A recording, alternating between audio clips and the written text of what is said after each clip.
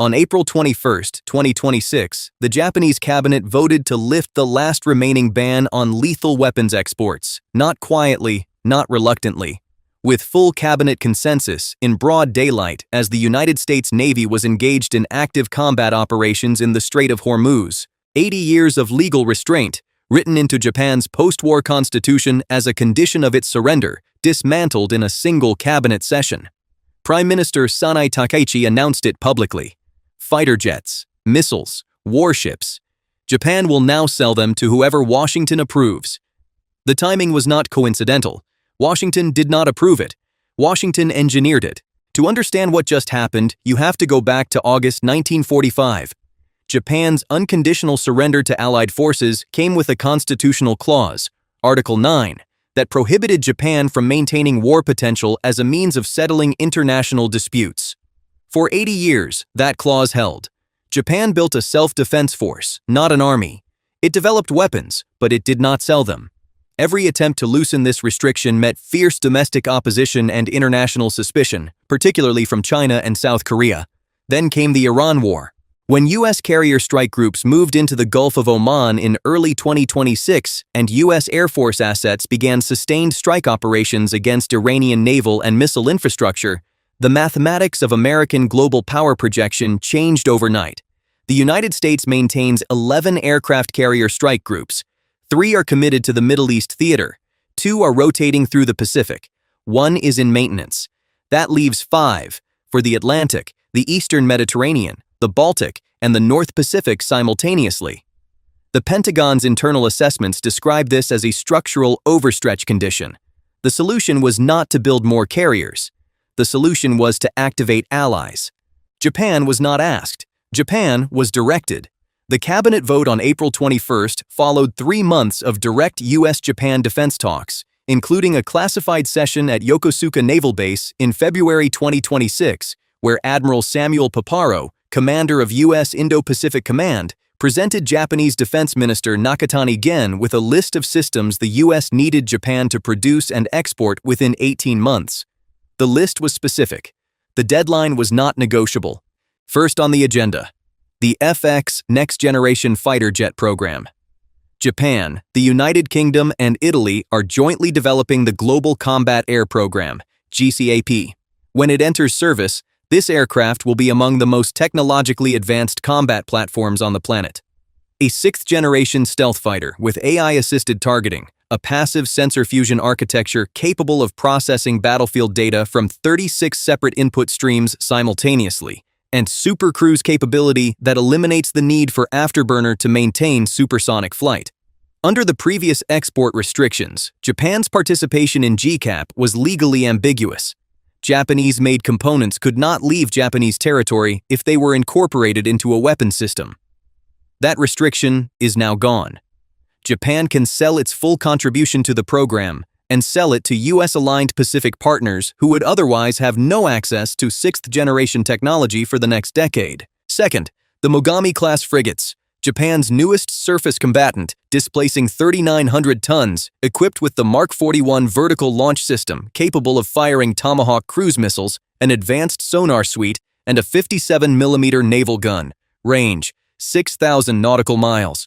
Japan has already signed a preliminary framework agreement with Australia to deliver 2 Mogami-class hulls.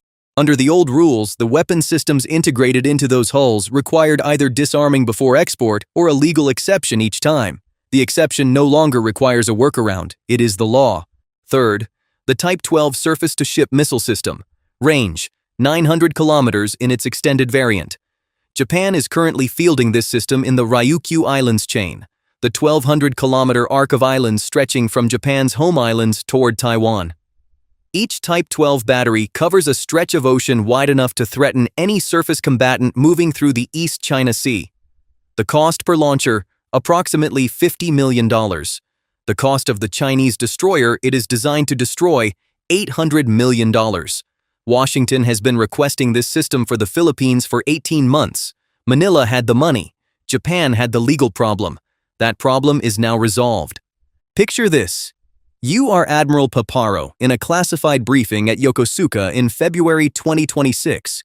Your carrier groups are stretched across 3 theaters. Okinawa and Guam are within conventional missile range of Chinese forces. Taiwan is one miscalculation away from crisis. And you are looking at a Japanese defense industrial base that produces world-class systems, has already doubled its defense budget to 2% of GDP, and is ready to export, blocked only by a constitutional clause written by American lawyers 80 years ago. The clause served its purpose. That purpose is now obsolete. Remove it. The cabinet vote removed it. Defense Minister Nakatani confirmed the changes would encompass fighter aircraft, cruise missiles, and surface warships. Japan's defense spending in fiscal 2026 reached 8.9 trillion yen, approximately $60 billion, the largest in the nation's post-war history. The industrial capacity is real. The systems are tested. The production lines are warm. What changed on April 21st was not Japan's capability. What changed was the legal gate standing between that capability and every U.S. ally in the Indo-Pacific who needs it. But the real strategic consequence lies further east and further west simultaneously. Beijing's response came within hours. The Ministry of Foreign Affairs issued a formal protest describing Japan's decision as a serious provocation that undermines the post-war international order. China's ambassador to Tokyo was summoned, but the language was not accompanied by concrete countermeasures, because Beijing understands that Japan's rearming is not a response to China alone. It is a response to a Washington that can no longer project the volume of power it once could. The more Beijing escalates, the more it accelerates exactly the alliance cohesion it fears. This is the domino effect Pentagon planners have been designing since 2022. Japan exports to Australia. Australia integrates. Philippines acquires Type 12 batteries. Vietnam expresses interest. South Korea coordinates. The arc from the Kuril Islands to the South China Sea is lined with advanced systems capable of threatening any Chinese surface combatant attempting to project power into open ocean. Taiwan is the endgame, not an invasion plan. The calculus has always been about whether the cost is acceptable to Beijing. Japan's weapons exports are designed to make that cost unacceptable regardless of where U.S. carrier groups are deployed. An adversary cannot simultaneously absorb a Middle East war and execute a Taiwan Strait crossing if the Indo-Pacific alliance itself generates the firepower to deny it. That is the doctrine. Japan's April 21st cabinet vote is the first structural component of that doctrine going operational. Russia is also watching. A Japan that can now export advanced anti-ship missiles and stealth fighters is a Japan that can equip any party at war with Russian forces. Kyiv noted Japan's new export status within hours. Ukraine's shopping list from Tokyo did not exist 48 hours ago. It does now. The message broadcast in every defense ministry from Canberra to Vilnius on April 21st was this: Washington is restructuring its alliance architecture. The post-war assumption that the U.S. would dominate every theater simultaneously is being replaced. Regional powers produce and export. Regional alliances integrate and deter. Washington focuses its direct power projection on the highest priority theater. That theater is Iran. And while the U.S. burns resources in the Strait of Hormuz, it is building an armed perimeter across the Pacific that does not depend on a single carrier strike group to hold. 80 years ended on a Tuesday morning in Tokyo. Not with a constitutional amendment, with a cabinet vote. And the world has not yet understood what that means. What do you think about Japan's decision to end 80 years of weapons restrictions? Is this the birth of a stable deterrence architecture that prevents the next major war?